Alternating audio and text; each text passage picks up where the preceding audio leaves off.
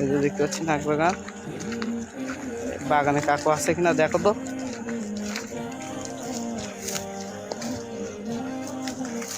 Team member এই বাগানে দেখছে কাকু নেই, তো দেখা যাক আমরা আখ কিনবো ইনশাল্লাহ। এই যে পাশে আরেকটা বাগান, এই যে এখানে শুধু আখ বাগান আর আখ বাগান আপনারা দেখছেন। আমরা বাগানে যদি কাকু থাকে আমরা আখ কিনবো ইনশাল্লাহ।